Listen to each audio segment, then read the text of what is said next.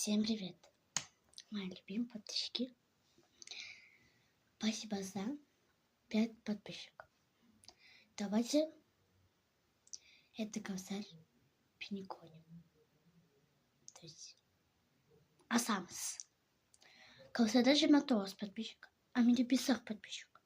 Олай болмайды. Өтініш. Менде 100 подписчик болса екен. 200, 300 подписчик болса екен. Өтініш сондай подписчикалар болса екен.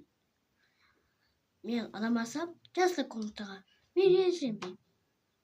А вот қазір ренжіп, сендерге жазсы. Олай болмайды.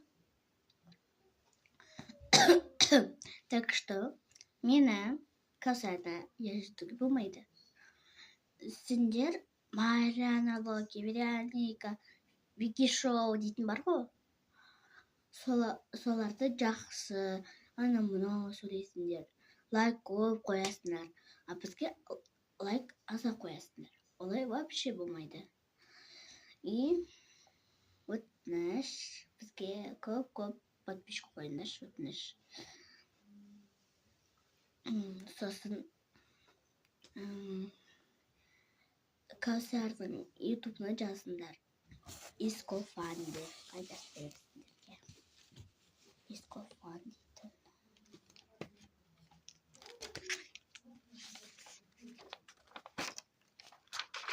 Мен жаза салайын. Искофан деп. Тез-тез.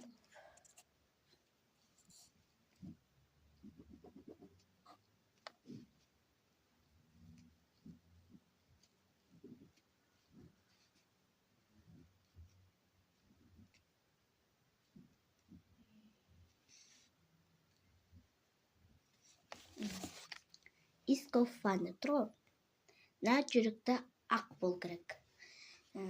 Сол тапсаңдар, ишко тұрады, артында қанат тұрады.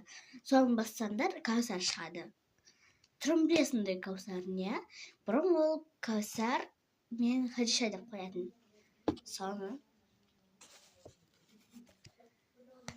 Мен қазақпын тапсаңдар, артында ағаш, ауылда сақтышы. Мен қазақпын. Шынында нұмын бар, сен бар ғой. Соны тапсаңдар, комға кіресіңдер, анаяқта жаман сөздер шығады. Фу, ты не умеешь танцевать. Ана-мынау деп жазуға болмайды ешкімге. Түсіндер ма? Екінші частта обзор жасаймын.